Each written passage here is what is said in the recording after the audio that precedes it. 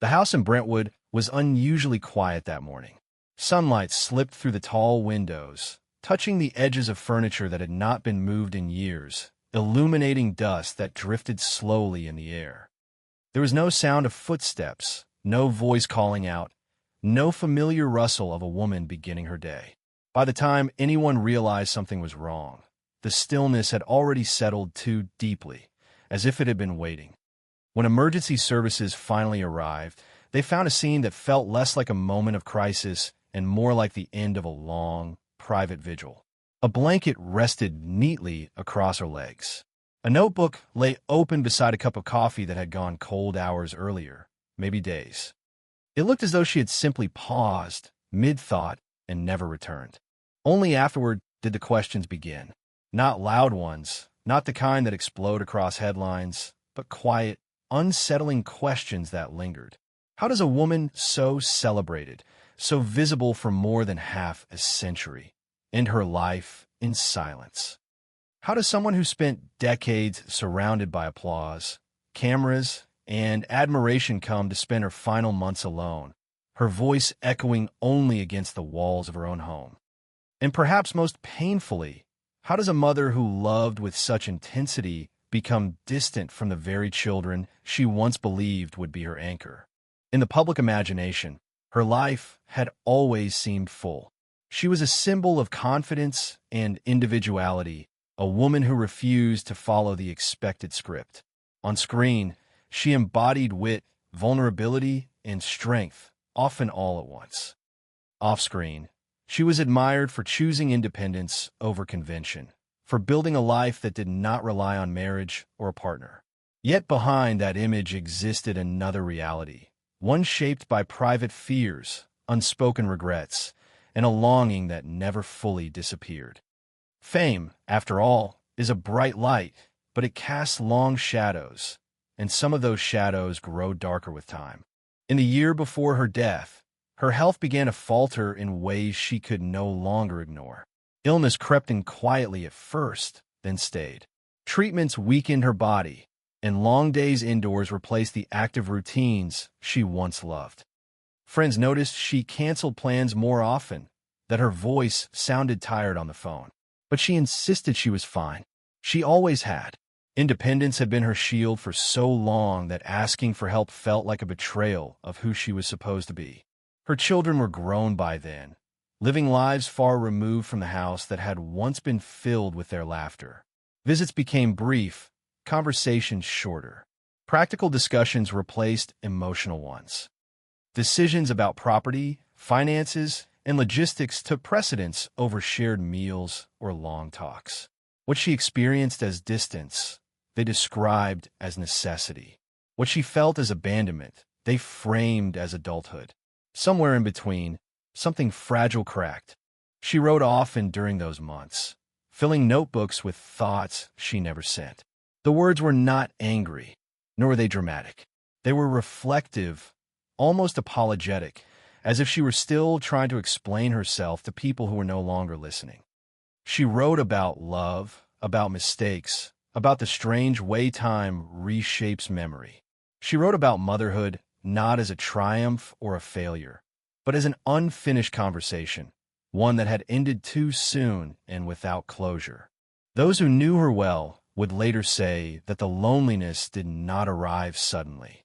It had been forming for years, hidden beneath schedules and obligations, beneath a carefully maintained image of composure. Loneliness does not always announce itself. Sometimes it simply waits until there is no one left to distract you from it. In her case, it waited until the house grew too large, the days too quiet, and the future too uncertain. When the news of her death finally reached the public, it was met with disbelief and sorrow. Tributes focused on her legacy, her films, her influence. But behind the respectful words and nostalgic montages was a harder truth, one that did not fit neatly into celebration. The truth that love, even when sincere, does not guarantee closeness. The truth that success does not protect against solitude. The truth that some stories end not with resolution, but with unanswered questions and an empty room. This was not the ending anyone imagined for her, least of all herself. And yet, it was the ending she faced quietly, without witnesses, leaving behind only the echoes of a life lived intensely in a love that, in the end, could not keep everyone close. Long before the silence of that house, before illness and distance reshaped her final years, her life had already been marked by an unusual tension between visibility and solitude. She was born into a family that valued discipline and structure, where affection was present but rarely spoken aloud. As a child, she learned early how to observe, how to adapt, how to perform small versions of herself to fit into different expectations. That instinct never left her. It followed her into adulthood, into auditions, into relationships, into every room where she sensed that love might be conditional. When she arrived in Hollywood as a young woman, she did not resemble the polished ideal of stardom at the time. Her voice was different, her manner awkward by industry standards, her beauty unconventional. Yet that difference became her strength. Directors noticed the honesty in her expressions, the way she seemed to think on screen, as if her characters were discovering their own emotions in real time. Success came steadily, then suddenly. Roles multiplied, awards followed, and with them came an identity shaped not only by talent, but by constant scrutiny. Behind the acclaim, however, was a life structured around work. Long days on set, late nights learning lines, months away from home. Relationships entered and exited her life like unfinished scenes. She loved deeply, but she struggled with permanence. Commitment, to her, always carried the threat of disappearance, of being left once she stopped being interesting or useful. Over time, she learned to rely on herself, to treat independence not as a choice, but as a necessity. Motherhood arrived later than most people expected, and perhaps later than she herself had once imagined. By the time she adopted her first child, she had already lived several lifetimes professionally. The decision was not impulsive. It followed years of reflection, of recognizing that applause fades quickly once the lights turn off. Holding a child for the first time changed the rhythm of her life. Suddenly, there was someone who needed her not for what she could produce, but simply for who she was. It frightened her and grounded her at the same time. Those early years were demanding in ways she had not anticipated. She learned to measure time, not in schedules and scripts, but in naps, feedings, and quiet moments before dawn. She made mistakes, often doubting herself, unsure whether love alone was enough. When she adopted her second child, the household shifted again.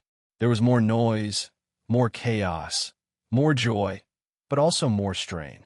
Balancing a demanding career with the needs of two growing children became an ongoing negotiation, one she never fully resolved.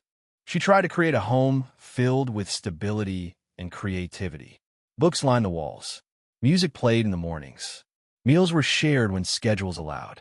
She believed that exposure to art, to conversation, to beauty would give her children tools to understand the world. But children do not experience absence the same way adults rationalize it. Each missed school event, each late return from filming, quietly accumulated. What she saw as sacrifice, they sometimes felt as distance. As the children grew older, their needs changed, and so did their perceptions of her. They became more aware of her public image, of how strangers reacted to her presence. Admiration from the outside world did not always translate into comfort at home. For them, fame was not an achievement, but a weight, something that followed them into classrooms and friendships. She sensed their discomfort but struggled to know how to address it without giving up the work that defined her. Her own childhood memories resurfaced during this period, often uninvited. She remembered waiting, watching, hoping for reassurance that did not always come. In those moments, she feared repeating patterns she had once promised herself she would break. She wrote letters she never sent, tried to articulate feelings that felt too fragile to speak aloud. Writing became a way to hold her thoughts without imposing them on anyone else. Professionally, she continued to thrive. Her performances deepened, gaining layers of vulnerability that critics praised. Yet each success carried an undercurrent of unease. She wondered whether she was trading moments she could never reclaim for recognition that would eventually fade. The question haunted her, but never stopped her. Work remained both her refuge and her escape. By the time her children reached adolescence, the household atmosphere shifted noticeably. Conversations grew shorter, silences longer. Doors closed more often. She tried to respond with patience, reminding herself that independence was a sign of growth. Still, there were nights when she sat alone at the kitchen table, listening to music drift from behind closed doors, feeling like a guest in her own home. She rarely spoke about these struggles publicly. Interviews focused on her career, her style, her choices. She smiled easily, deflected personal questions with humor. Vulnerability, when shown, was carefully curated. Privately, however, she questioned herself constantly. Was she present enough? Had she listened enough? Had she confused providing for her children with being there for them? Time moved forward regardless of her doubts. The children became adults, stepping into lives of their own. She told herself that distance was natural, that letting go was part of loving. Yet the absence felt heavier than she had anticipated. Without the daily rhythms of motherhood, the house grew quieter, and the question she had postponed returned with renewed intensity. This period of her life, often overlooked in public narratives, formed the foundation of what would come later. It was a time shaped not by dramatic events, but by subtle shifts, by unspoken tensions, by the slow realization that even the strongest bonds require constant presence to endure. The past did not disappear. It settled quietly beneath the surface, waiting for a moment when silence would make it impossible to ignore. The turning point did not arrive with a single argument or a dramatic confrontation. It emerged gradually, almost invisibly, during a period that was supposed to feel secure. On paper, everything appeared settled. Her career was respected rather than frantic, her finances stable, her children legally adults. There were no scandals, no public collapses, no headlines signaling disaster. Yet beneath that surface calm, tension had been accumulating for years, waiting for the smallest shift to expose it. The moment that quietly changed everything came with a decision she believed was practical and loving. As her health began to weaken, she chose to formalize her affairs, arranging her will with careful consideration. It was not an act of surrender, but of responsibility, a way to ensure that the people she loved would be protected. Sitting at a large wooden table, surrounded by papers and the muted hum of the house, she signed documents with a steady hand, convinced that clarity would bring peace. Instead, it marked the beginning of an emotional unraveling she did not anticipate. Once the legal structure was in place, the atmosphere around her shifted. Conversations with her children became more transactional. They spoke less about feelings and more about logistics. Questions about the future of the house surfaced repeatedly, framed as concern but delivered with a firmness that unsettled her. To them, the property represented maintenance costs, inefficiency, and impractical sentimentality. To her, it was memory made tangible, the last physical proof of a life built with intention and care. The first explicit request to sell the house caught her off guard. She listened quietly as it was explained to her, the reasoning laid out calmly, almost clinically. There was no raised voice, no cruelty in tone, and perhaps that was what hurt most. The detachment made it clear that the decision had already been processed emotionally on their side. She realized, in that moment, that she was no longer part of the same internal conversation. After that day, the distance widened perceptibly. Visits became shorter and less frequent. Phone calls ended quickly, often interrupted by obligations she was not part of. She began to hesitate before reaching out, afraid of appearing needy or burdensome. Independence, once her greatest strength, turned into a quiet prison. She told herself she was respecting their boundaries, even as her own sense of belonging eroded. Her health deteriorated more rapidly than she admitted. Treatments left her fatigued, her body slower to recover. Simple tasks required more effort. Friends noticed the change and offered help, but she declined, insisting she could manage. Part of her believed that allowing others in would confirm what she feared most, that she was becoming invisible even to herself. The children, aware of her condition, framed their decisions as protective. They discouraged extended visits, limited outside involvement, and insisted that rest was essential. On the surface, it sounded reasonable, but for her it translated into isolation. The house grew quieter, days blending together in a rhythm defined by medication schedules and long stretches of silence. The absence of spontaneous connection became a constant reminder of how fragile her role in their lives had become. Emotionally, she began to withdraw. She stopped correcting small misunderstandings, stopped defending her attachments, stopped explaining why certain things mattered to her. The effort felt pointless. Writing became her primary outlet once again. She filled pages with reflections on motherhood, on guilt, on the strange cruelty of timing. She did not write to accuse or to justify, but to understand. Understanding, however, did not bring relief. Illness has a way of stripping life down to essentials. In her case, it forced her to confront questions she had long avoided. Had she mistaken independence for emotional safety?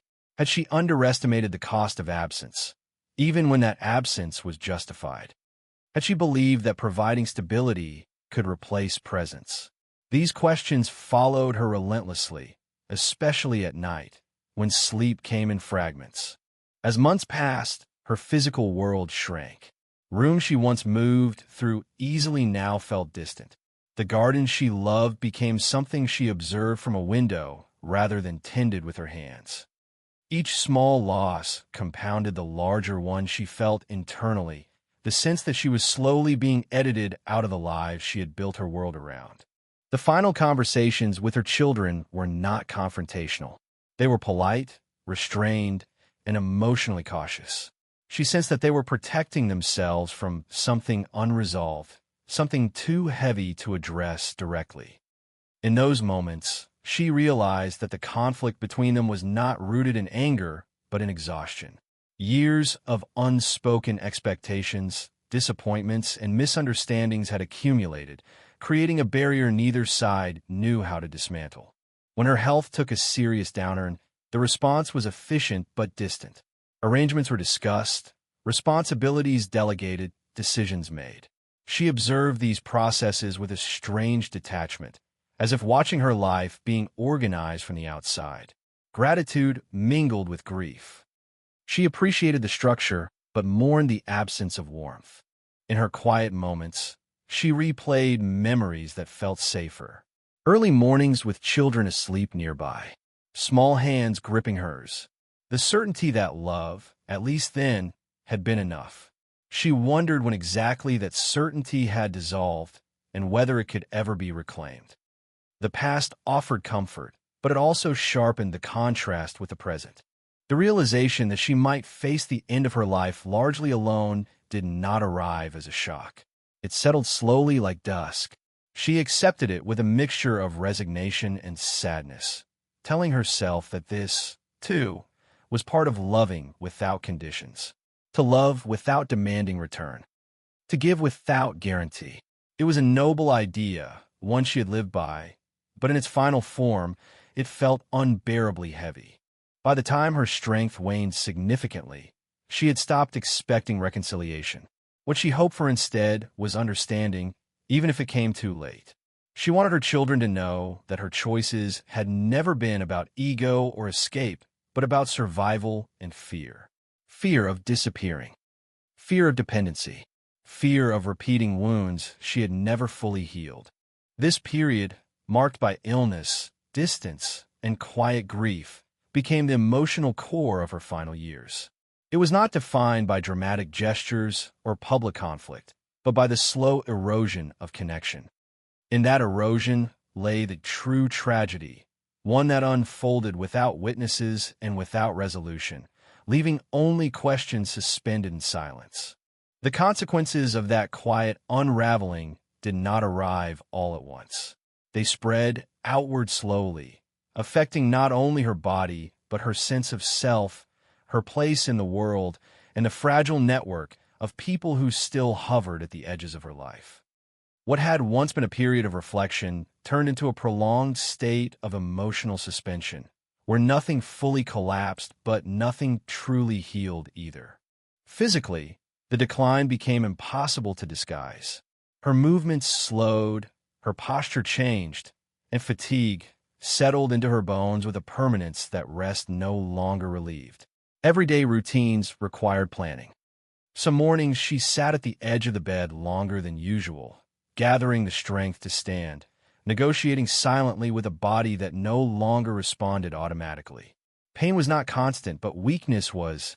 It altered her relationship with time, making each day feel both precious and exhausting. Emotionally, the impact was deeper and far less visible.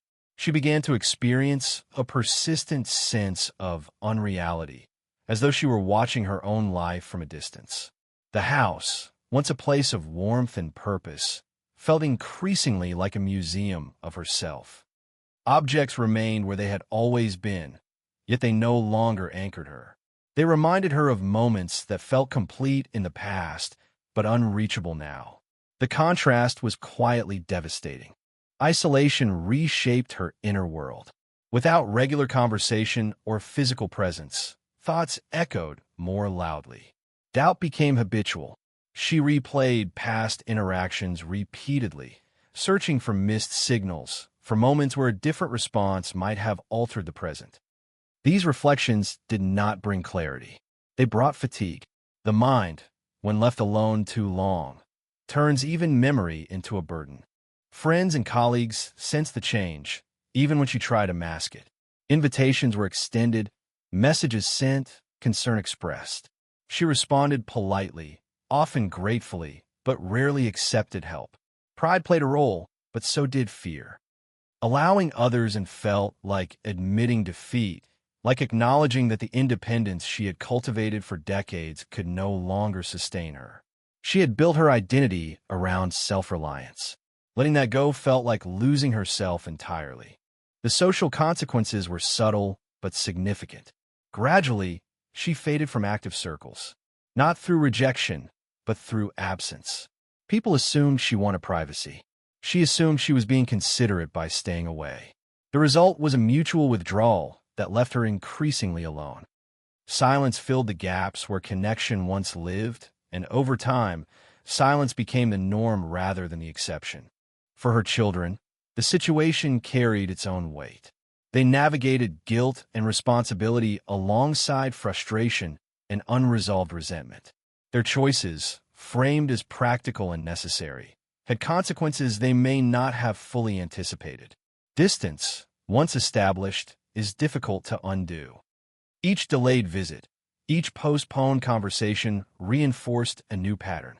The emotional cost accumulated quietly, affecting them as much as it did her, even if it manifested differently. The house itself bore witness to these changes. Rooms went unused. Lights stayed off. Meals became simpler, eaten without ceremony. The garden, once tended with care, grew wild in places, reflecting a neglect she noticed but did not have the energy to correct. These physical signs mirrored her internal state. She was not giving up, but she was no longer actively holding things together. Public perception remained largely unchanged. To the outside world, she was still respected, still admired, still associated with strength and individuality. This disconnect between image and reality intensified her sense of isolation. The woman people believed her to be felt increasingly distant from the woman she experienced herself as. There was no space to reconcile the two. Admitting vulnerability would disrupt the narrative others relied on. Psychologically, grief became a constant companion. Not grief for a single loss, but for many small ones. The loss of routine, the loss of shared language with her children, the loss of feeling necessary. Each loss was manageable on its own, but together they formed a weight that pressed steadily downward. She carried it quietly, rarely expressing it aloud. As her world narrowed, her awareness sharpened. She noticed details she once overlooked. The sound of the clock at night, the way light shifted across the floor during the afternoon, the absence of footsteps in hallways that once echoed with life. These observations were not sentimental. They were factual, undeniable markers of change. They confirmed what she already knew but struggled to articulate. The long-term consequence of this period was not only physical decline, but emotional resignation. Hope did not disappear entirely, but it changed form. It became less about reconciliation and more about acceptance. Acceptance that some relationships remain unfinished. That love does not always translate into closeness. That effort, no matter how sincere, does not guarantee understanding. In this stage of her life, she began to detach not out of bitterness, but out of self-preservation. Expectation had become too painful. Letting go, even partially, felt safer. She stopped imagining future moments of connection and focused instead on enduring the present with dignity. It was a quiet recalibration, one that carried both strength and sorrow. The effects of this withdrawal extended beyond her own experience. Those around her sensed it, even if they could not name it. A subtle absence replaced the vibrant presence they once knew. It was not dramatic enough to provoke intervention, yet profound enough to alter every interaction. This was the aftermath of the tragedy, not a single event, but a prolonged state of quiet loss. By the time this phase settled fully into place, the damage was already woven into the fabric of her daily life. Reversing it would have required energy, time, and emotional risk she no longer possessed. What remained was endurance. A careful, deliberate moving forward in a world that had grown smaller, quieter, and far more fragile than she had ever expected. There were moments during those years that never reached anyone else, moments that existed only in the quiet margins of her days. They did not appear in conversations or public recollections, yet they carried a weight equal to any visible loss. These were the small, private scenes that revealed how deeply she continued to care, even as her world contracted. In the early mornings, before the city stirred, she often sat at the kitchen table with a cup of coffee growing cold in her hands. The house was still, but her mind was not. She reread old notes she had written to herself years earlier, reminders to be patient, to stay open, to forgive quickly. Some were written when the children were young, others during periods of uncertainty she thought she had survived. Seeing them again brought a quiet ache. The advice still made sense. The timing no longer did. She continued the habit of writing letters long after there was no one waiting to receive them. They were not confessions or accusations. They were fragments of thought, observations about the day, memories triggered by ordinary things. A song on the radio, the smell of bread, a particular quality of light in the late afternoon. She wrote as if the act itself might preserve a connection that no longer existed in practice. When she finished, she folded the pages carefully and placed them in a drawer, never sealing an envelope. Occasionally, she would pick up the phone, dial a number she knew by heart, then stop before it rang. The silence on the other end felt heavier than rejection. She placed the phone back down without comment, telling herself it was better not to interrupt lives already in motion. This restraint, repeated often enough, became another form of disappearance, one she enacted willingly even as it hurt. A few close friends remained aware of what was happening, though they understood it only partially. They noticed the changes in her tone, the way she spoke more slowly, choosing words with unusual care. When asked how she was, she answered truthfully, but incompletely. Fine became a placeholder, a way to avoid explaining a pain that felt too diffused to articulate. They sensed her loneliness but respected her boundaries, unsure where concern ended and intrusion began. She found unexpected comfort in routines that required little interaction. Walking through the garden when her strength allowed, sorting through old photographs, not to relive moments, but to acknowledge that they had existed. She lingered over images where everyone looked happy, not because she wanted to return to them, but because they confirmed that the effort had been real. Love had not been imagined. It had simply changed shape. There were also moments of quiet shame, feelings she rarely admitted even to herself. She wondered whether she had asked too much of motherhood, whether she had placed expectations on her children they never agreed to carry. She questioned whether her longing for closeness was fair or selfish. These thoughts did not resolve into clear answers. They circled endlessly, softening only when exhaustion took over. Late at night, when sleep refused to come, she sometimes spoke aloud to the empty rooms. Not as a plea, but as a release. She narrated memories, commented on old regrets, acknowledged mistakes without trying to correct them. The sound of her own voice grounded her, reminding her that she still existed, even if unseen. These solitary conversations became a way to process emotions she could no longer share. Despite everything, she never fully withdrew from caring. News of her children reached her occasionally through indirect channels, and she listened attentively, absorbing details without comment. Achievements brought quiet pride. Struggles brought concern she did not express.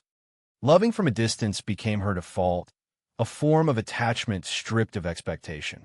It was painful, but it allowed her to continue loving without reopening wounds. In rare moments of clarity, she recognized the paradox of her situation. The independence she had valued so fiercely had protected her from certain disappointments, but it had also isolated her when she needed connection most. This realization did not lead to regret so much as acceptance. She understood that every choice carries consequences that cannot be undone, only acknowledged. As her strength diminished further, these hidden moments took on greater significance. They became the true record of her inner life, invisible but enduring. No one else witnessed them. No one documented them. Yet they were where her humanity lived most clearly, unguarded and sincere. These quiet stories, unfolding without audience or recognition, formed the emotional undercurrent of her final years. They revealed not a woman defined by abandonment, but one who continued to love despite the absence of return. In those silent acts of endurance lay a different kind of legacy, one measured not in achievement or reconciliation, but in the stubborn persistence of care. As the noise of the world gradually receded from her life, what remained was not bitterness, but a slow, deliberate reckoning with meaning. She no longer measured her life by milestones or recognition. Those markers had lost their urgency. Instead, she reflected on what endured after ambition softened and expectations dissolved. In that quieter mental space, she began to understand her life not as a series of triumphs and failures, but as a long negotiation between fear and courage. Her legacy, if viewed from a distance, appeared impressive and complete. Decades of work, memorable performances, a reputation built on intelligence and integrity. Yet from within, legacy felt far less concrete. She wondered whether the value of life could truly be captured by what remained visible after one was gone. Awards could be displayed, films could be preserved, but what of the invisible labor of loving, of trying, of enduring moments no one else saw? That was the part she questioned most. Motherhood, in particular, occupied a central place in these reflections. She no longer framed it in terms of success or failure. Those categories felt too narrow. Instead, she saw it as an act of profound risk. To love another person without control over the outcome. To give time, care, and parts of oneself without any assurance of closeness in return. In that sense, motherhood mirrored every other meaningful commitment she had made. It demanded vulnerability in a world that rarely rewarded it. She came to recognize that her children's distance did not erase the years of care that preceded it. Those years still existed, intact in time, even if their meaning had shifted. Love, she realized, does not vanish simply because it is no longer reciprocated in the same way. It transforms. It becomes quieter, less visible, but no less real. This understanding did not ease her sadness, but allowed her to carry it with less self-blame. Her reflections also extended to the nature of independence. For much of her life, self-reliance had been a source of pride and protection. It had allowed her to survive professional uncertainty, emotional disappointment, and public scrutiny. But in the absence of close companionship, independence revealed its limitations.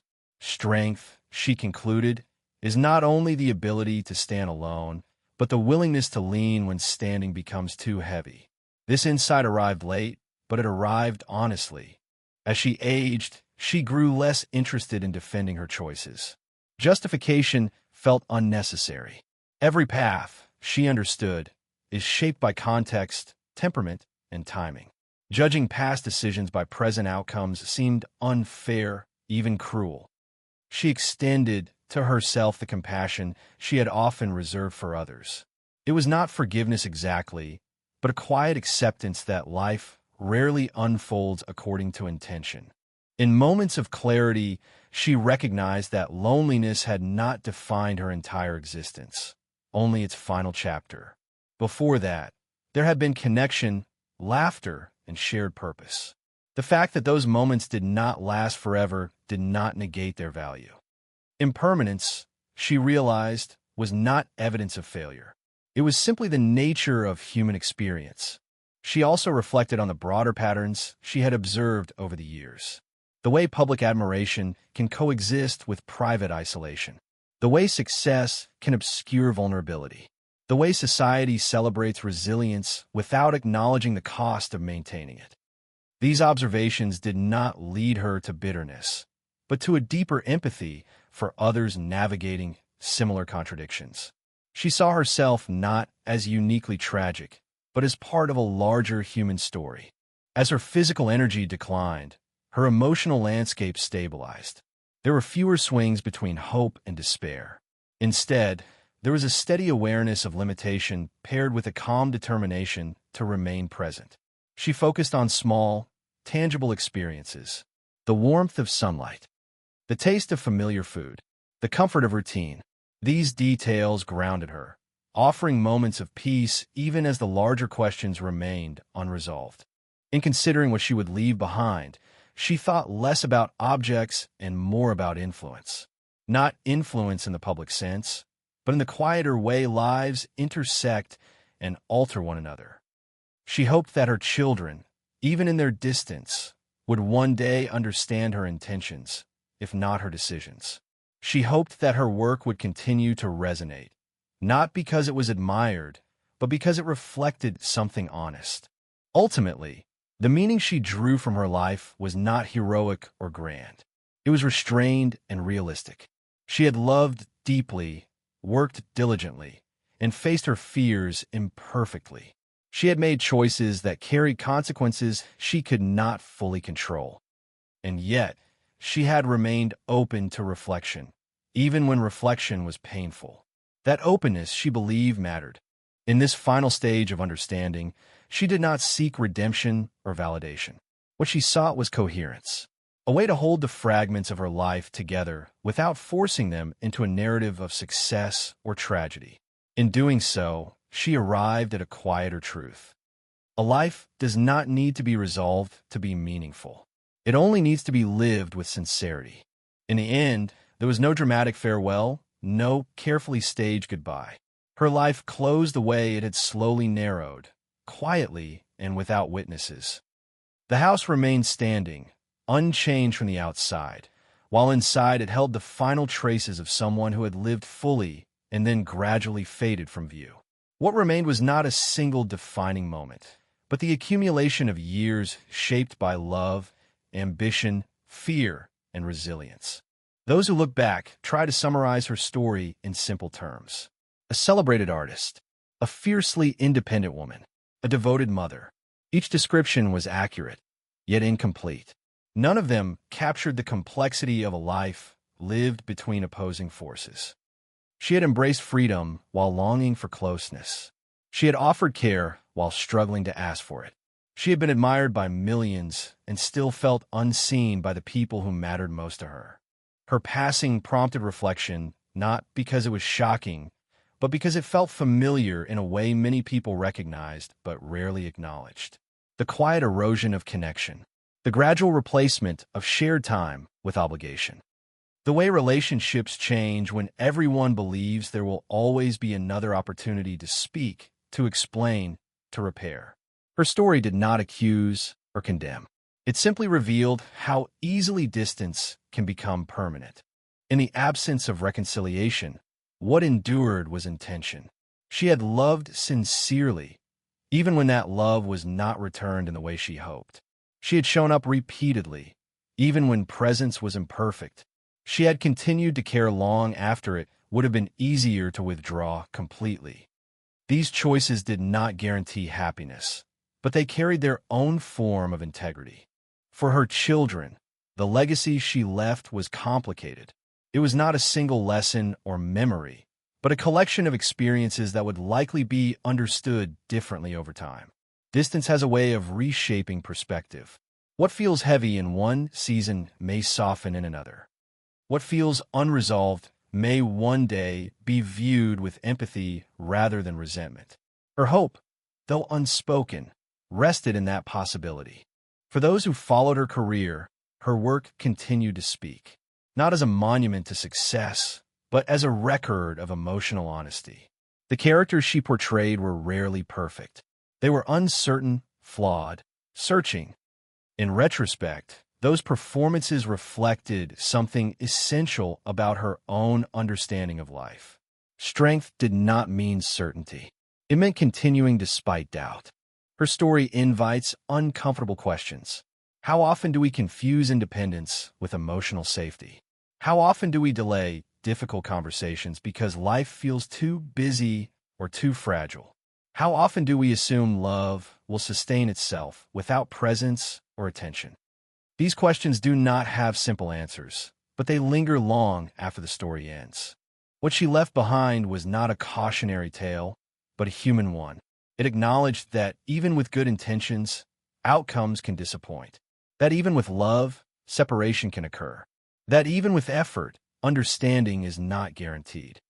Yet within that reality, there remains dignity in trying, in reflecting, in refusing to become bitter. Her final years were marked by silence, but silence does not erase meaning. It sharpens it. It forces attention toward what remains when distractions fall away. In her case, what remained was a capacity for care that did not depend on recognition or reward. That quiet persistence became her most honest inheritance. As time passes, details will blur. Houses will change owners. Objects will be dispersed. But the emotional truth of her life will continue to resonate with those willing to see it. Not because it offers resolution, but because it mirrors the unfinished nature of so many real lives. Perhaps that is the lasting impression she leaves behind. Not a story of abandonment or regret, but a reminder that love is not measured by its permanence, only by its presence while it lasts. And that sometimes the most meaningful legacies are not the ones that announce themselves, but the ones that ask us to look more carefully at our own lives, our own silences, and the connections we still have time to tend.